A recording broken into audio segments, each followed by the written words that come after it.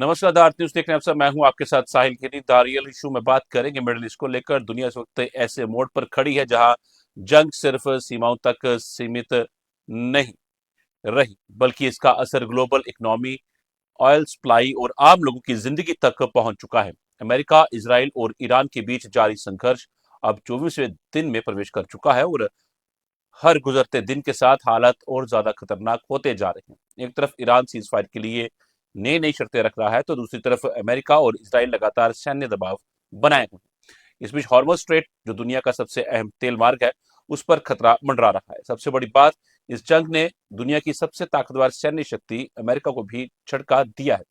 और रिपोर्ट्स में दावा है कि सिर्फ 3 हफ्तों में अमेरिका को भारी एयरक्राफ्ट नुकसान हुआ है। क्या यह जंग अब एक बड़े वैश्विक संकट में बदलने वाली है? क्या दुनिया एक और बड़े युद्ध की ओर बढ़ रही है? ईरान से फिर तेल खरीदने की तैयारी कर रहा है चीन। इन सब के ऊपर हम चर्चा भी करेंगे, पर पहले आपको एक रिपोर्ट दिखाएंगे, फिर चर्चा का रुख करेंगे।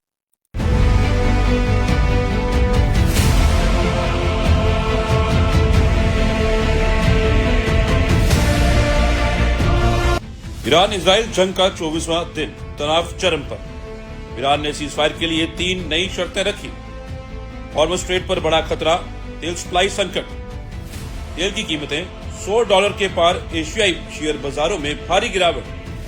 ईरान का दावा, इजराइल पर क्लस्टर बम हमला।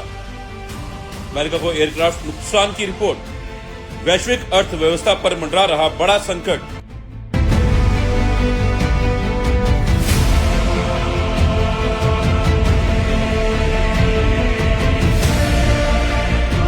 अमेरिका, इजराइल और ईरान के बीच चल रही जंग अब एक खतरनाक मोड़ पर पहुंच चुकी है।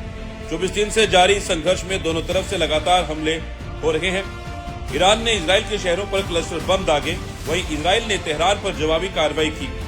इस जंग में सिर्फ सैन्य ताकत ही नहीं, बल्कि रणनीतिक दबाव भी साफ नजर आ रहा है। ईरान ने साफ कर दिया है कि वह बिना शर्त झुकने वाला नहीं है और लगातार पलटवार करेगा।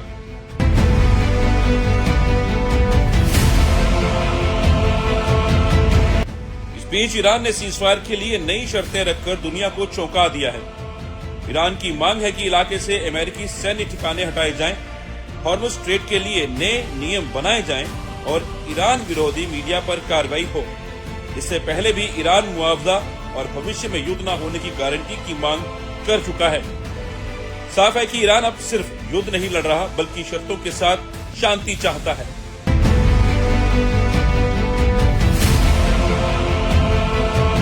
जंग का सबसे बड़ा असर वैश्विक अर्थव्यवस्था पर पड़ रहा है। इंटरनेशनल एनर्जी एजेंसी ने चेतावनी दी है कि ये संघर्ष दुनिया को बड़े ऊर्जा संकट में डाल सकता है। तेल की कीमतें $100 प्रति बैरल के पार पहुंच चुकी हैं और एशियाई शेयर बाजारों में गिरावट देखी जा रही है। अगर हॉर्मुज स्ट्रेट बंद होता है तो दुनिया की तेल सप्लाई पर सीधा असर पड़ेगा और इसका खामियाजा हर देश को भुगतना पड़ेगा। इसी बीच अमेरिका को भी इस युद्ध में नुकसान झेलना पड़ा है। रिपोर्ट्स के मुताबिक कई ड्रोन और एयरक्राफ्ट नष्ट हुए हैं, जिससे अमेरिका की एयर सिक्योरिटी पर सवाल उठ रहे हैं। हालांकि अमेरिका अब भी सैन्य रूप से मजबूत है, लेकिन यह साफ हो गया है कि आधुनिक युद्ध में कोई भी देश पूरी तरह सुरक्षित नहीं है। छोटे देश भी बड़ी ताकतों को चुनौती दे सकते हैं।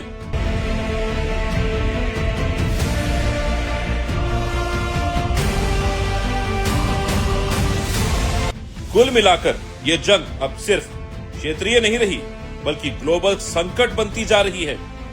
ईरान, अमेरिका और इजराइल के बीच टकराव ने दुनिया को अस्थिर कर दिया है। आने वाले दिनों में ये तय होगा कि यह संघर्ष शांति में बदलेगा या एक बड़े युद्ध का रूप लेगा। फिलहाल पूरी दुनिया की नजरें इस जंग पर टिकी हैं।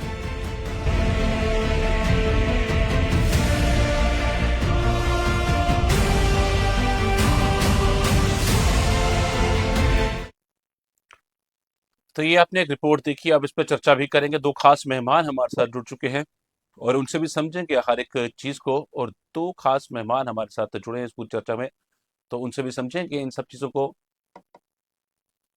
हमारे साथ कर्नल एस एस पठानिया हैं और उनके साथ मौजूद हैं Salim Pandit sir. Senior journalist, और colonel S S Pathania, defence expert. Sir, आप दोनों का बहुत बहुत शुक्रिया, बहुत बहुत धन्यवाद समय देने के लिए और कीमती समय साझा करने के लिए। तो शुरुआत मैं colonel S S Pathania sir से करूंगा। सर, अब आप इस जंग को किस ओर जाता हुआ देख रहे हैं? वैश्विक स्तर पर तनाव बढ़ता जा रहा है, सऊदी ने भी साफ कहा है, पाकिस्तान को भी कहा है कि वो भी सैन्य कार्रवाई करे, मतलब हर तरफ से उथल पुथल जो है वो जारी है। देखिए साहिल जी, इस समय अगर हम बात करें कि ना सिर्फ ईरान, इसराइल और जो खाड़ी के देश हैं, वेस्ट एशिया की बात करें, वहां पे ये सिर्फ आग नहीं लगी हुई है, पूरी दुनिया में इसकी आग लगी हुई है। और जो एनर्जी क्राइसिस है वो दिन ब दिन बढ़ता जा रहा है। अभी इस समय मेन इशू जो है वो दो आते हैं कि अगर हम बात करें कि आज 24वां दिन है, किसने क्या अचीव किया अभी तक, उसके बारे में बात करें। इसके बाद ये बात करें कि आने वाले समय में क्या हो सकता है। और ये जो एनर्जी क्राइसिस है, जिसको ना सिर्फ एशियन कंट्री जिसमें भारत भी शामिल है, पूरी दुनिया को एक तबाही के कगार पे खड़ा करती है, और सोल्यूशन जो है वो नजर नहीं आ रहा है, क्योंकि दोनों जो पक्ष हैं वो अड़े हुए हैं। अभी अगर हम थोड़ा सा पीछे जाके देखते हैं तो यूएसए की जो स्ट्रेटेजी थी, वॉर स्ट्रेटेजी जिसकी हम बात करते हैं, उसके अंदर उनका मकसद ये था कि ईरान की जो न्यूक्लियर कैपेबिलिटी है उसको खत्म किया जाए, उनकी बैलिस्टिक मिसाइल्स के अंदर जो एडवांसमेंट हो रही है उसको खत्म किया जाए, प्रॉक्सीज को खत्म किया जाए। और उसके बाद अगर रिजीम चेंज हो जाता है तो उसको, that would be a welcome thing, but that was not initially plan to my mind.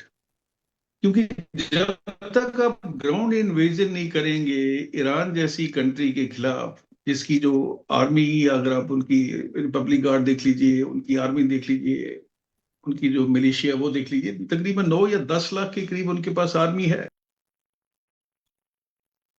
बनाया हुआ है वो ये है कि वो इंडिपेंडेंटली फंक्शन कर सकते हैं, और उनके पास अपनी आर्मी, एयरफोर्स और navy, what ever state it is in now, they have that. तो रिजीम चेंज नहीं हो पा रहा है उनसे अभी, जिसको उन्होंने रीकंसिडर। उनकी सबसे बड़ी जो प्रॉब्लम ये है कि how to keep Hormuz Strait open for the countries of the entire world. अभी ईरान जो है उसके ऊपर अड़ा हुआ, और ये भी खबरें आ रही थी कि उसने वहां पे माइंस भी लगा दिए हैं। भारत की अगर हम बात करते हैं तो जी। 22 हमारे जो टैंकर हैं अभी वहां अटके हुए हैं। 24वां दिन चल रहा है आजकल। तो पहले ये बताया गया था कि शायद 72 घंटे के अंदर आ जाएंगे, लेकिन वो ईरान परमिट नहीं कर रहा है। और ईरान ने ये खुला चेतावनी दे दी है यूएसए को कि अगर आप हमारे ऑयल इंफ्रास्ट्रक्चर के ऊपर अटैक करते हैं तो हम जो ये जो खाड़ी के देश हैं, इनके जो वाटर प्लांट्स हैं और इनके जो ऑयल इंफ्रास्ट्रक्चर है उसके ऊपर अटैक करेंगे। इसराइल के ऊपर तो लगातार उनके अटैक हो रहे हैं, दोनों तरफ से हो रहे हैं। तो अभी अगर हम बात करें कि कौन जीत रहा है या कौन नहीं जीत रहा है, देखिए जहां तक यूएसए और इसराइल का सवाल है, उन्होंने उनकी लीडरशिप को खत्म कर दिया है। डिवास्टेशन हो रहा है, मिसाइल्स के जो भी ठिकाने थे, अंडरग्राउंड थे, बाहर थे, मोबाइल थे। 80% आप ये मान के चलिए कि उनकी जो वॉर वेजिंग कैपेबिलिटी है वो खत्म हो चुकी है। लेकिन उसके बावजूद ईरान जो है एक अपनी पहचान बना के रखा हुआ है, और अमेरिका की जो I would say that invasion या दादागिरी या जो भी वजह है उसके खिलाफ बहादुरी से लड़ रहा है। इसके लिए मैं उनकी तारीफ करता हूँ। बट सवाल ये है कि ये क्या इससे आगे बढ़ेगा? बड़ा सवाल है सर। क्या पॉसिबिलिटी है कि थर्ड वर्ल्ड वॉर की तरफ ये जा सके? बिकॉज उसकी रीजन ये है कि चाइना और रशिया को ईरान ने हॉर्मज स्टेट को यूज करने की इजाजत दे रखी है, और उनकी नेवल प्रेजेंस भी वहां पे है। मान लीजिए यूएसए जो है, और ये भी खबरें आ रही हैं कि उसकी सबमरीन जो है उस एरिया में आ रही है, एक नया एयरक्राफ्ट कैरियर वो भी वहां पे मूव कर रहे हैं। और क्या वो खारक के ऊपर आइलैंड अटैक करेंगे? उसके फिर दुष्परिणाम होंगे। क्या चाइना और रशिया खुल के सामने आएंगे? क्या डेस्परेशन के अंदर इसराइल या यूएसए केमिकल या न्यूक्लियर वॉर को की तरफ मुड़ सकता है? तो ये सारी सिचुएशन बहुत ग्रिम है, प्रिकेरियस है, और पूरी दुनिया जो है इससे प्रभावित है एडवर्सली। और ये जितनी जल्दी इसका सोल्यूशन निकल सके वो निकलना चाहिए। ट्रम्प के ऊपर आप विश्वास नहीं कर सकते, उनके बयान जो है लगातार बदलते रहते हैं, बिल्कुल सर। उनकी कोई स्ट्रेटेजी भी नहीं है जो हमें दिख रहा है, what you never know. Because Trump को आप ग्रांट कीजिए कि अगर वो कर रहा है तो उसके पास वो अकेला ट्रम्प नहीं होता है, पूरी टीम होती है एडवाइजर्स की, जी। पूरी टीम होती है जो स्ट्रेटेजी प्लान करती है। और ये जब ये वॉर किया जाता है, इसके अंदर various contingency is also catered for. तो बिल्कुल। Let's not take Trump lightly कि वो जी पागल है, वो अपनी स्ट्रेटेजी के ऊपर डटा हुआ है। और अभी अगर ये विदाउट रिजीम चेंज की अगर ये हॉर्मस स्टेट को अगर सिक्योर कर लेता है, तो ये यूएसए के लिए एक बहुत बड़ी जीत होगी। बिल्कुल सर, मैं दोबारा करूंगा सर आपका, मैं सलीम पंडित सर का रुख करना चाहूंगा। सर आने वाले जो 24 घंटे हैं उनको आप किस तरीके से देखते हैं, क्योंकि अ, अमेरिकी राष्ट्रपति डोनाल्ड ट्रंप ने चेतावनी दी थी हॉर्मुज स्ट्रेट खोलने के लिए 48 घंटे का, तो अल्टीमेटम दिया गया था। ये आप आने वाला समय आप किस तरह जी। देखते हैं? क्या वाकई में ही जिस तरह हमारे साथ पढ़ाने सर हैं उन्होंने बात रखी कि एक बड़ा युद्ध, तीसरे विश्व युद्ध या न्यूक्लियर युद्ध की तरफ भी ये बढ़ सकता है, तो ये वैश्विक स्तर पर देखिए, बड़ी चिंता। जी सर। सबसे बड़ी बात मैं यहाँ ये कहना चाहता हूँ कि ईरान ने आज इस वक्त एक प्रूव करके दिया। 24 डेज हो गए अब इस जंग को। उन्होंने अपना जो उनका पावर था आज एग्जिबिट किया उन्होंने, कि जिसका सारे दुनिया में बोलबाला था अमेरिका जैसी कंट्री का कि ये सुपर पावर है। अगर आप हिस्ट्री में जाएंगे, आज तक ये इस सुपर पावर ने किसी के साथ जीता भी नहीं है कोई जंग। आप हैरान हो जाओगे, सोमालिया जैसा छोटा मोटा कंट्री उनके साथ भी हार गए ये। अफगानिस्तान में भी हार गए, क्यूबा में हार गए हैं ये, इराक में हार गए हैं ये, कहाँ नहीं हारे हैं। अब आज इनको एक गुमान था कि एक लॉबी बन जाएगी जिसको ग्रेटर, ये जो हमारा ये है ये इनका इजराइल, उस तरीके में एक बनाए। और दो लॉबीज गई थी जिसमें हमारी कंट्री भी गई थी, प्राइम मिनिस्टर साहब भी था, वो ग्रेटर इंडिया की बात कर रहे थे। तो आज दुनिया बदल गई है, वो दुनिया नहीं है जो वर्ल्ड वार 2 में थी। तो आज इसको पता चला कि he has given this to understand this whole world now. Iran जैसे कंट्री जो बहुत जज्बाती है, आप देखिए, अगर आप इनकी हिस्ट्री देखेंगे आप, या इनकी सकाफत देखेंगे, सिविलाइजेशन देखेंगे, ये बड़े जंगजुक टाइप के लोग रहे हैं। We can you know one thing, कि पढ़े लिखे सबसे ज्यादा यही लोग हैं, इनके साइंटिस्ट हैं, इनके डॉक्टर्स हैं। अच्छा, फीमेल में ये सारी दुनिया में सबसे ज्यादा लिटरेट लोग हैं ये। It's not only they are जंगजू टाइप के आदमी, जैसे ये रो कंट्री है Afghanistan, they are not like Afghanis. तो ये सोच समझ के काम करते हैं। मगर साथ साथ ये भी मैं कहूं कि मरने का इनका कोई डर नहीं है। This is why they call it A martyrdom, कि इसको गले लगाते हैं ये। अगर आप इनको मरने से डराओगे, because that is the extreme thing where you can just deter them, इनको कोई खौफ नहीं है मरने का। अब देखिए, सारे दुनिया में, यहाँ कश्मीर में भी कल हो गया डोनेशन का एक सिलसिला हुआ। मेरे ख्याल में 14-15 करोड़ रुपया, अगर यहाँ के जितने भी शिया डोमिनेटेड एरियाज है, उन्हें अपने सोना दिया इनको डोनेशन में, अपने वो बर्तन जो इसके होते तांबे के वो भेजे। आई मीन टू से, इतनी एक मुनज्जम और ये है उनकी अपनी एक कम्युनिटी, कि इस पे ये कुछ भी करेंगे। तो इन्होंने आज सारी दुनिया को, इसे एनकरेजमेंट क्या हो गया, दो चीज हो गई इसमें। एक तो इसराइल को यह पता चला कि उसकी जगह कहाँ है। दूसरा, हम जो अपने आप को हम विश्व गुरु बोलते हैं, हमको भी ये दचका है, हमारी कंट्री को भी, कि ये नहीं हो सकता है, I can not rule the whole world. अगर ये लेके चला था ये ट्रंप कि भाई मैं वहां रूल चेंज करूंगा, why should he interfere by the way? क्यों करेगा किसी की कंट्री में वो इंटरफेयर? हर एक इंसान को अपनी सॉवरेंटी है कंट्री की, क्यों उसको जानता है उसकी कंट्री में? अगर उसको न्यूक्लियर है, he is himself a nuclear country, तो इसको क्यों नहीं देता है? आज छोड़िए आप, मैं भी वो भी नहीं मानता हूं। अब आज इसी को, जो कुछ भी ईरान के पास है, उसी से उनने काम चलाया और दिखाया इसराइल जैसी कंट्री को। देखिए, सबसे बड़ा जो नौसूर है इस दुनिया पे वो है इसराइल। उनको चाहिए, they want to just spread their territory, कि भाई हम यहाँ रूल करना चाहते हैं, ग्रेटर इसराइल बनाना चाहते हैं। ये मुसलमानों और उनकी लड़ाई है, और इसमें पिस गए सारी कंट्रीज। अब आप देखिए, जो लोग अदरवाइज, अगर ये भी मानना पड़ेगा, अगर आप देखेंगे अरब कंट्रीज जो है, सुन्नी डोमिनेटेड कंट्रीज, वो उनको नहीं बनती थी उतनी ये जो ईरान है, बिकॉज दे बीइंग शियाज। मगर इस चीज ने सबको मिलाया। जैसे उनको हुआ जो अंदर थे ईरान के, जो खमनानी के खिलाफ थे। जब खमनानी साहब को इन्होंने मारा तो they also turn towards Khamenei family. तो मेरा ये कहना है कि आप इसको डिलिबरेटली कर रहे हो। और हमें देखिए, आप क्यों, आप देखिए हम थे ही नहीं इसमें लूप में। हमारा प्राइम मिनिस्टर साहब विद इन 48 आवर्स के बाद ही जंग हो गया, वो उठ के गया। और वहां वो ये तो कौन सिर्फ सी एक बात है ये ना, वो तो गए थे वहां मिलने के लिए, वो तो गए थे मिलने के लिए इजरायली वो प्रधानमंत्री दूसरी से, बात, I don't go into that कि उन्होंने क्या बात की, मगर एक वो वर्ल्ड अलग में एक चीज है। इंप्रेशन लगा। नहीं नहीं, वो दूसरी बात है। वो मैं कहता हूं एक वर्ल्ड में एक इंप्रेशन लगा कि भाई हम we are aligned with Israel. हालांकि इंडिया ऐसी कंट्री है नहीं, ये डाइवर्स कंट्री है।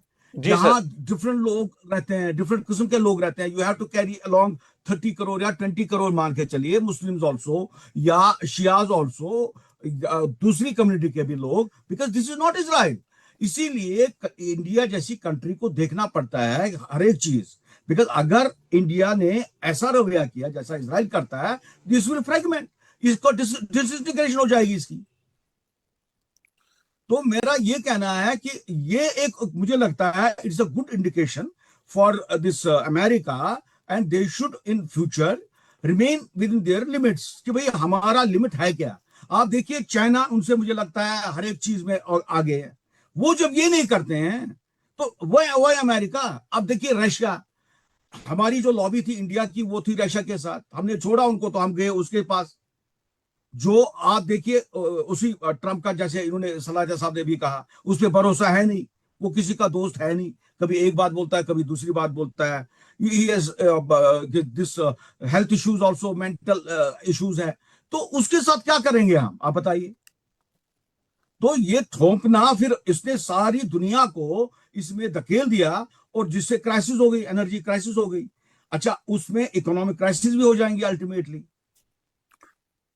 वो तो एक चिंता का विषय बन ही रहा है सर। मैं दोबारा रुक करूंगा आपका सर, मैं पर एक चीज और रखना चाहूंगा कि भारत के रिश्ते इसराइल के साथ भी अच्छे हैं और ईरान के साथ भी अच्छे हैं। तो अगर भारतीय प्रधानमंत्री वहां पर गए थे 2 दिन नहीं पहले, नहीं, देखिए अड़तालीस देखिए, अड़तालीस यहां घंटे मैं पहले एक चीज, गए थे। नहीं नहीं, एक सर चीज मैं कहना एक चाहता हूं, देखिए। हाँ, आपके ही मेरा सवाल अब आपसे कर लेता हूँ ना, मैं कि मैं मैं 48 मैं घंटे बीच पहले में अगर इसमें वो गए इंटरफेयर थे, करना चाहता हूं। पर विपक्ष जो था वो ये सवाल उठा रहा, ना कि कोई दुनिया सवाल उठा नहीं रही है नहीं, कि आखिर प्रधानमंत्री वहां पर गए क्यों थे। आप मेरी बात सुनिए। जी सर। ईरान वो वैसी कंट्री नहीं है कि वो लाइटली लेगा मोदी जी का वहां जाना। बिकॉज ये वो कंट्री है, बड़े जज्बाती लोग हैं, वो बड़े सेंटिमेंटल है, बड़े इमोशनल है। नहीं सर, एक अगर उनको लगा, सर सुनिए ये एक सुनिए मेरी नैरेटिव बात सेट तो हो सुनिए रहा है। ना। अगर अगर इजराइल कोई कंट्री नहीं नहीं, please ji listen ji to me, ji ji listen to ji me. Ji. जब इजराइल के साथ थोड़ा इन्होंने दिखाया, ईरान वाले नाराज। आपको ये लगता है outwardly they are happy with India, they are not. India is acceptable इसलिए था, आप देखिए शिया सुन्नी का मामला जो था, हिंदुस्तान में अगर सुन्नी शिया है कहीं, ये safe, that is in India, not in other Sunni countries. उनको ये था कि जब उनके बेसिक चीज पे आप अटैक करते हो, उसको आप साथी बनाते हो, दोस्त बनाते हो, हाउ ईरान में टेक इट। तो आप कैसे बोलते हो ईरान दोस्त है हिंदुस्तान का, नहीं होगा। Because they have taken it to the heart now. But बाहर से तो कैसा बिहेवियर है, दैट इज अनदर पॉइंट। आप देखिए, मुझे एक चीज बताइए, आप किसी भी देश में देखिए, जब हमारे प्राइम मिनिस्टर साहब जाते हैं किसी भी अरब कंट्री में, दोस्त हबीबी वटएवर, यहां आते हैं, आप देखिए यहां हालत क्या है मुसलमानों की, कितनी लिंचिंग होती है, क्या मुसलमानों का ट्रीटमेंट है, ईद नहीं मनाने देते हैं। अच्छा, यही बात मैं परसों सुन रहा था एक इंटरव्यू में, एक जर्नलिस्ट है जो गया था वहां मस्कत, उसको बोला वहां के मुसलमानों ने, भाई आप क्यों मारते हो हिंदुस्तानी मुसलमानों को। हालांकि उनकी, हम तो फीबल मुसलमान हैं यहाँ हिंदुस्तान के मुस्लिम्स, वो तो स्ट्रांग मुस्लिम्स है ना, वो तो वहीं से आया है। जैसे सावरकर जी ने बोला, उन्होंने बोला कि हम हैं इब्राहिमिकल लोग।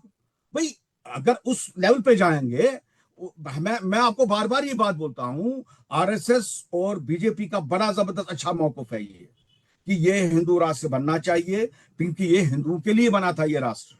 But at the same time, जब तक यहां मुसलमान है, you have to take everybody along, तब तक ये डाइवर्स एक कंट्री सर है, ये अलग, सो कॉल्ड सेक्युलर कंट्री है। सर ये मगर जब आप उनके, नहीं नहीं, आप मुझे एक चीज बताइए, वहां सर यहाँ पॉलिटिकल कैसा डिबेट होगी सर, जबरदस्त। ये चीज अलग है सर। ये टॉपिक जो है हमारा नहीं, ये मिडिल भी ईस्ट पे ग्रेटर ही है। इंडिया की नहीं बात सर, करें ना, विश्व गुरु की बात कर रहे हैं। सर विश्व गुरु अलग चीज है, ग्रेटर इंडिया अलग चीज है। उसमें आप अगर ग्रेट, बात अच्छा ग्रेटर इंडिया छोड़िए, देखिए, अगर अब अफगानिस्तान हमारे इंडिया में आएगा तो फिर तो भले भले है जी। 7 कंट्रीज में वो भी है, ग्रेटर इंडिया में। आप देखिए ना, वो पार्लियामेंट में देखिए, मैप है उसका, ग्रेटर इंडिया का। ठीक है सर, ये अलग चीज है, मिडिल ईस्ट की बात चल रही थी, आप उस पे थे, और मैं यही बात रख रहा था कि नहीं, ईरान से मिडिल ईस्ट रिश्ते का अच्छे ये हैं। दोनों दोनों आप इकट्ठे हैं, ये इश्यूज दोनों इकट्ठे हैं। बोलिए बोलिए आप। ठीक है सर, कोई बात नहीं, मैं इस पे एक अलग से अलग डिबेट रखेंगे, मैं ऐसे थोड़ा अच्छा सा अच्छा अच्छा, करूंगा जी। चलिए। सर, किस तरह से देख रहे हैं आप सलीम पंडित सर की बातों को कि भारत के रिश्ते ईरान से क्या वाकई में अच्छे नहीं हैं, और 48 घंटे पहले भारतीय प्रधानमंत्री का वहां पर जाना क्या ये एक गलत इंडिकेशन था वैश्विक स्तर पर, या खाली ये जो विपक्ष है ये विपक्षी सवाल उठा रहा है? देखिए, सलीम सर के अपने आइडियाज हैं, और हर आदमी को ये एंटाइटलमेंट है कि वो अपने परसेप्शन बना के चले। अभी उसके अंदर भी, अगर हम मोदी साहब की विजिट की बात कर सकते हैं, उनको पता था या नहीं पता था, मेरे पास ऐसी कोई इंफॉर्मेशन नहीं है। शायद सलीम साहब के पास होगी कि उनके वहां जाने के बाद शुरू हुआ। This could be a coincidence, this could be a deliberate, I don't want to comment on that. Let's stick to the main issue. Main issue ये है कि ईरान अगर ये सोच रहा है कि वो जीत रहा है, तो they are sadly mistaken. Iran ने क्या किया है उसकी लिमिटेशन समझिए आप। वो यूएसए को हिट नहीं कर सकते हैं। डिएगो गिरिशिया में उन्होंने जो 2 मिसाइल मारी है, उनका क्या डैमेज हुआ we don't know, that is not in the public domain. खाड़ी देशों के ऊपर वो जो लगातार अटैक कर रहा है, उससे क्या हो रहा है कि सऊदी अरेबिया ने भी उसको वार्न कर दिया है, बिल्कुल सर। टर्की ने भी उसको वार्न कर दिया है, and they may be retaliation from these countries which are Sunni countries. अभी ये भी आया है कि पाकिस्तान के जो प्राइम मिनिस्टर है शहबाज शरीफ, और उनके जो मुनीर हैं, वो भी वहां पहुंच चुके हैं, बिकॉज इनका एक एग्रीमेंट है कि अगर हमारे ऊपर अटैक होता है, तो इस समय तो ईरान खुल के धमकियां दे रहा है सबको कि मैं पूरा जो मिडिल ईस्ट का जो ऑयल इंफ्रास्ट्रक्चर है वो तबाह कर दूंगा। अगर वो ये करता है तो उसका अपना ऑयल इंफ्रास्ट्रक्चर भी तबाह होगा। और ये देखिए, इसमें क्या होता है, पॉलिटिक्स या डिप्लोमेसी के अंदर कोई भी देश जो है, आपका ना परमानेंट दोस्त है ना आपका परमानेंट दुश्मन है। आपके national interest in A given point of a time they will dictate that whom you are going to choose। Iran ने अपने नेशनल इंटरेस्ट देखने हैं, इंडिया ने अपने देखने हैं, यूएसए ने अपने देखने हैं। अभी आपने देखा हो, एक बड़ी फनी सी चीज हुई। इनके जो वासित अली थे, एम्बेसडर भी रह जी चुके सर। हैं, और जब यूएसए ने, उनकी तुलसी गबार्ड ने एक स्टेटमेंट दिया कि हमें आने वाली समय में अगर हम सुपरसोनिक बैलिस्टिक मिसाइल की बात करते हैं, तो हमें रशिया, चाइना और पाकिस्तान से खतरा है।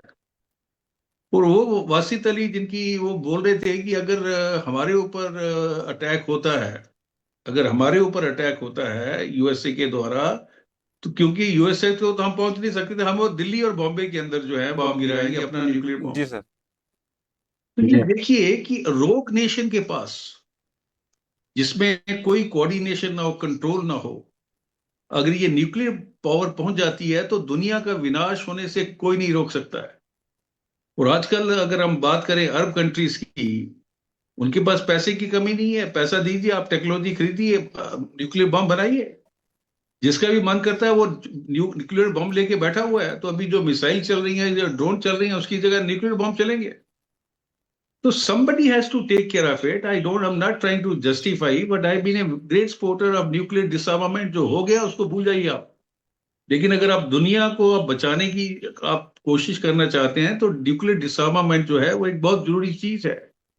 और आप ये देखिएगा, कल को अगर ये इनके, देखिए शिपिंग जो है इससे टू एंड फ्रो ना। अभी ईरान के अंदर भी तो उनको भी तो जहाज चाहिए अपने सामान के लिए, खाने के लिए, दूसरी चीजों के लिए, कंट्री को रन करने के लिए। जी। अगर वो ब्लॉक हो जाते हैं, तो कितने देर आप लड़ेंगे धर्म के नाम पे, या ब्रावोडे के नाम पे, या अपनी स्पिरिट के नाम पे? नो वे। यूक्रेन की हालत आप देख चुके हैं। अभी बिल्कुल। डेस्परेशन के अंदर, अभी ईरान अगर अपने आप को विजय घोषित करना चाहता है, तो उसके अंदर दो चीजें हैं जो उसको होल्ड कर रही हैं। एक तो है कि उन्होंने हॉर्मज स्टेट को ब्लॉक किया हुआ है, और दूसरा उनका रिजीम चेंज नहीं हो रहा है। ये होगा भी नहीं, because they are too close net for that. They've already anticipated. उसी हिसाब से उन्होंने अपनी आईआरजीसी बनाई। उनकी आर्मी अलग है, उनका जो वासी फोर्सेस अलग हैं, उनके कर्ड्स अलग हैं। तो उन्होंने ये सारी चीजें बांप रखी थी कि उनको दो थ्रेट है, एक इंटरनल थ्रेट है, एक एक्सटर्नल थ्रेट है। तो दोनों के लिए उन्होंने तैयारी कर रखी थी। लेकिन ये देखिए, युद्ध जो है ना, भावनाओं से नहीं लड़ा जाता है, ब्रेवडो से नहीं लड़ा जाता है, स्पिरिट से नहीं लड़ा जाता है। आपके पास उसके लिए सामान होना चाहिए, स्टॉक पाइल चाहिए, एमुनिशन चाहिए। और इस समय जो मेरी सोच है कि चाइना और रशिया, ये दोनों इनकी मदद कर रहे हैं, क्योंकि उनके जहाज आ जा रहे हैं। और इनकी जो ताकत है, ये जो चाइना का सैटेलाइट कॉन्स्टिलेशन है, चाइना पूरी तरह से इनको दिया हुआ है। ये लोग जीपीएस के ऊपर डिपेंडेंट नहीं है। That's the reason they are striking in a very very precise manner. तो देखिए, लीडरशिप का ये मतलब नहीं होता है, आपने कहीं ना कहीं अपने अवाम का भी सोचना है। बिल्कुल सर। आप अपने लीडरशिप के लिए, आप अगर अवाम को, जैसे जेलेंस्की ने किया, क्या अचीव किया उसने 4 साल में, पूरे यूक्रेन को तबाह करके बैठ गया वो लड़ाई अभी भी चल रही है। और ये लड़ाई मान लीजिए 2 महीने 3 महीने चल रही है, तो Iran will not be insulated और आइसोलेटेड फ्रॉम इट। और मान लीजिए इन्हें वर्स्ट ऑप्शन सिनेरियो, पूरा ऑयल इंफ्रास्ट्रक्चर इनका ध्वस्त कर देते हैं, खाग लाइक आइलैंड को पूरी तरह से तबाह कर देते हैं, तो इनके पास इनकी इकोनॉमी कहां जाएगी? और उसके बाद रिटेलिएशन में जो ईरान क्या है कि सारे यार जो खाड़ी देश हैं, जो जहां से ऑयल और गैस निकलती है, उनकी ऑयल स्ट्रक्चर को डैमेज कर देता है। तो will be going back in the past. हम 16वीं 15वीं शताब्दी में वापस चले जाएंगे, क्योंकि इकोनॉमिकली आप पूरी तरह रुइन हो चुके हैं, स्कोप कहीं नजर नहीं आ रहा है, तो कैसे ये सरवाइव करेंगे? और यूए की भी हालत आप देख ही रहे हैं। बिल्कुल सर। ईरान ने इजराइल से ज्यादा मिसाइल जो ड्रोन इन खाड़ी देशों पे दागे हुए हैं। अभी उनको भी तो तकलीफ हो रही है ना। वो कहीं ना कहीं ये भी तो सोच रहे हैं कि ये एक तरफ अमेरिका दादागिरी कर रहा है, दूसरी तरफ ईरान दादागिरी कर रहा है, और कहीं ना कहीं रिटेलिएशन तो आएगा। So let's be very, very pragmatic about it and see the things in a dispassionate manner. और लड़ाई जो है ये अनप्रडिक्टेबल, यू कैन बिल्कुल स्टार्ट सर। A war. जैसे यूक्रेन की हम बात करते हैं कि 10 या 15 दिन में खत्म हो जाएगा, 4 साल हो चुके हैं। 4 साल हो चुके हैं सर, ये बिल्कुल। कितना लंबा जाता है, क्या क्या तबाही लाता है। दुनिया तो तबाह हो रही है, और ईरान भी उससे अछूता नहीं रह पाएगा। और ना ये मिडिल ईस्ट कंट्री जो है, सारी खाड़ी की देश जिनको हम बात करते हैं, जिनकी इकोनॉमी की जो फाउंडेशन है वो ऑयल और गैस के ऊपर तो है, अदरवाइज इनके पास क्या है अभी? जी। दुबई या यूएई टूरिज्म पे चल रहा था, टूरिज्म को बहुत बड़ा धक्का लगा, अभी लोग वहां जा नहीं रहे हैं। तो these countries are going to collapse. Iran is taking the desperate measures. अभी ये कितनी देर तक इसके साथ कंटिन्यू रखता है, और किस हद तक चाइना और रशिया उसके साथ, बिकॉज उनकी प्रेजेंस वहां पे है अरेबियन सी के अंदर, बिल्कुल सर। उनके नेवल शिप वहां पे तैनात है। तो ये बड़ी फनी सी सिचुएशन है। Let's hope that some wisdom prevail over these barring faction and some solution is found at the earliest. जी सर। ठीक है, मैं दोबारा रुक करूंगा सर आपका, मैं रुक करूंगा सलीम पड़ी सर का। साहिल साहब, जी सर। मैं यहाँ कहना चाहता हूँ, जी सर। ये जो ट्रम्प साहब ने बोला कि 48 आवर्स का अल्टीमेटम दिया इनको, जी। ईरान को, मुझे नहीं लगता है उससे कुछ उनको कोई फर्क पड़ेगा 48 आवर्स से। जी। क्योंकि उनको ये लगा है कि हम एक इस वक्त कंट्रोल में है, ये जो ये हमरोस है उनके कंट्रोल में इस वक्त तो है ये ईरान के, ये तो सबको पता चला। मुझे नहीं लगता वो इतनी जल्दी या वो मानेंगे, जो 48 आवर्स में उन्होंने वो जो धमकी दी है इनको, वो ये उस पर अमल करेंगे और ये खुल जाएगा। इन्होंने बहुत अच्छा बोला सलातिया साहब ने कि भाई ये पता नहीं कब तक चलेगा, जज्बात से नहीं पठानी चलता है, सर। जी। ये सही भी बात है। बट द पॉइंट इज कि इस वक्त जो है अभी बहुत जबरदस्त टेम्पर्स हाई है। मुझे नहीं लगता वो इमीडिएटली कोई एक्शन करेंगे। अगर उनको ट्रम्प, जैसे ट्रम्प ने उनको दाएं बाएं एक मैसेज भी भेजा था कि भाई हम अब बात करेंगे, उन्होंने वो भी रद्द किया। बात यह है कि अब ये जो अमरूज की बात है, स्ट्रेट ऑफ अमरूज, वो भी ये नहीं खोलने देंगे तब तक इनको लगा कि ये हमारे पास एक वेपन है जिससे इकोनॉमी सारा शटर करना चाहते हैं सारे। नॉट अपनी तो करते ही है ये, तो हमारी सारे वर्ल्ड की इकोनॉमी ये हो रही है, शटर हो रही है इससे। तो मेरा ये कहना है कि ये लोग ऐसे हैं कि ये, जैसे इन्होंने कहा कि जज्बात से नहीं चलता है, मगर आप देखिए इनका ये जो मार्टियर का एक कॉन्सेप्ट है, या आप ये समझिए कि मरने मारने से इसको कुछ वो फर्क पड़ता नहीं है, तो ये किसी भी हद तक, because they are very sentimental people like that. तो मुझे लगता है अभी ये रुकेंगे, अभी ये चलता रहेगा, ये पता नहीं कब तक चलता रहेगा। तो सलातिया साहब इस पे ज्यादा रोशनी डाल सकते हैं कि ये पठानी कब सर, तक पठानी सर, चलेगा। Colonel S S Pathani sir. Parel साहब, हाँ सॉरी। तो मुझे नहीं पता, ये ज्यादा बोल सकते हैं इन पे। तो कर्नल साहब को बताइए, ये पूछे उनसे तो कब तक चलेगा ये। सर कब तक चलेगा, क्या उम्मीद जताते हैं आप इस पे कि आपने पहले भी बात रख दी है कि जिस तरह हमने रशिया यूक्रेन देखा है तो अभी वो थमने का नाम तो ले ही नहीं रहे हैं, और हमने गाजा पट्टी भी देखी है, पूरा खत्म कर दिया, पर अभी भी वहां पर छुटपुट घटनाएं होती रहती हैं। साइज ऑफ दैट सिचुएशन जो होनी चाहिए, that should be win win situation for both the parties. अभी वो विन विन सिचुएशन जो है वो कब आएगी, उसके अंदर क्या क्या चीजें स्टेक पे होंगी। मान लीजिए रिजीम चेंज को यूएसए भूल जाता है, इजराइल भूल जाता है, they are not very interested because they know it's beyond them. अगर वो हॉर्मज स्ट्रेट को सिक्योर कर लेता है, और रशिया और चाइना से मैं कोई ज्यादा बड़ा रिटेलिएशन एक्सपेक्ट नहीं कर रहा हूं, क्योंकि चाइना और रशिया अपनी लड़ाई लड़ रहा है, उनके पास भी वो संसाधन या सामर्थ्य नहीं बची हुई है। अभी ईरान उनको ड्रोन देता था, अभी they may give a pause in the battle and start sending drones back to Iran. China doesn't want to get involve at this stage. They are very sensible country, वो उनको पता है, वो 10 साल आगे का सोचते हैं।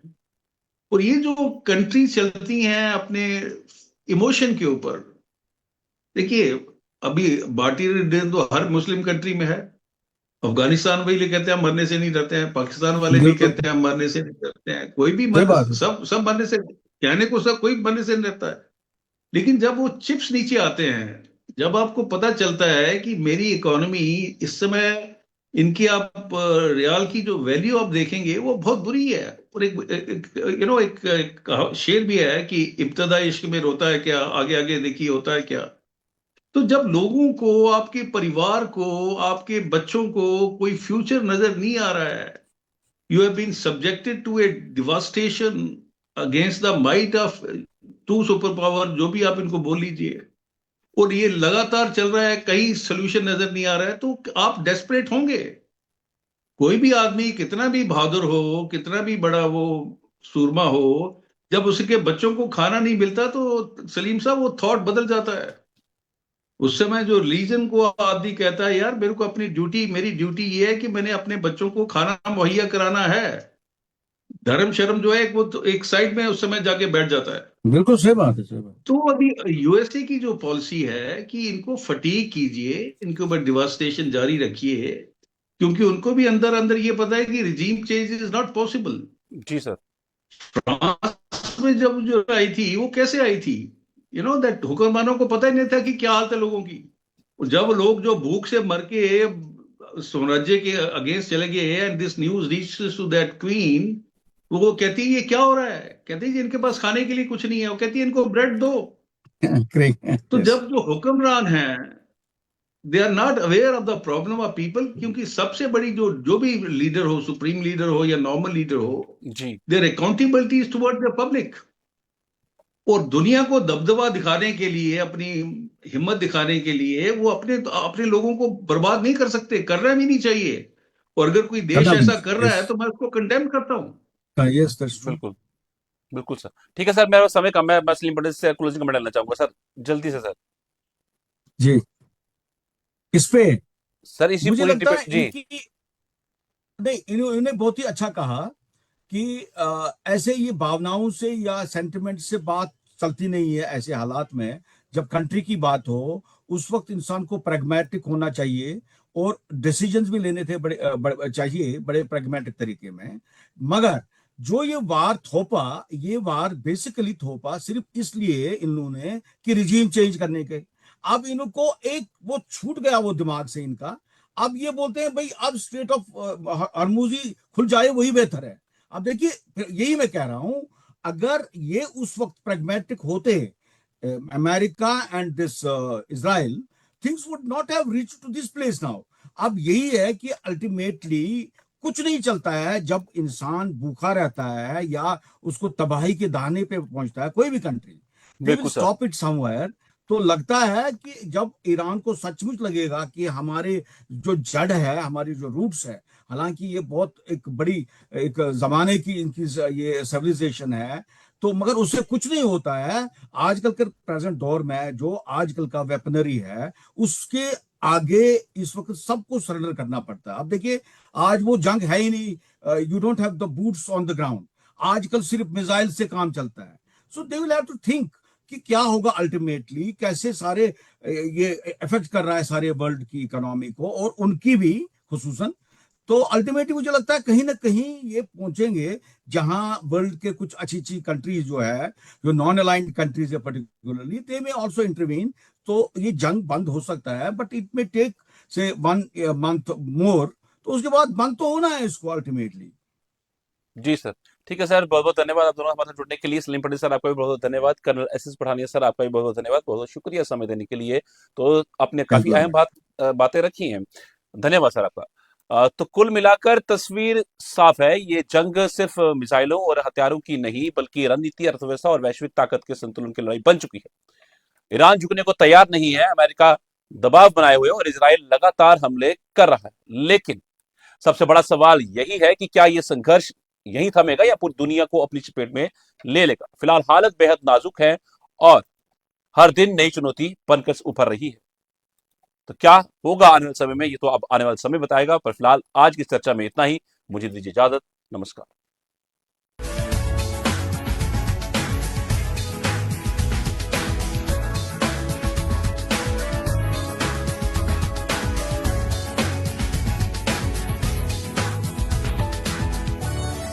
The reason I chose SP Smart School is because it prepared me for my boards examination as well as for my competitive examinations. The previous year results have been a testament of this statement. With over 18 positions, 700 distinctions and the UT topper being from our school is our huge pride. The results of the competitive examinations have also been commendable. The students who are not a part of SP Smart School program have no idea what they are missing out on. Transforming education through life skills and lifestyle learning. Beyond books, excellence in sports, NCC and co-curricular activities. At Kingstar, every facility speaks of quality and commitment. From professional cricket grounds to advanced indoor setups, Kingstar provides everything a young sportsperson needs to perform at the highest level.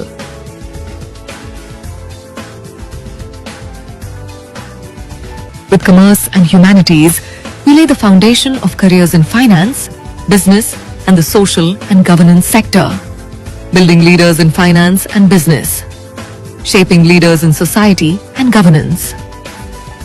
Highest positions in boards and competitive. NEET Sure for medical students, GE Sure for non-medical students, and direct programs for commerce and arts. Turning medical dreams into NEET success. 100 plus SP Smartians on the path to becoming doctors. Admissions are open for classes 11 and 12 in medical, non-medical, arts and commerce streams. SP Smart School. Visit our campuses to register.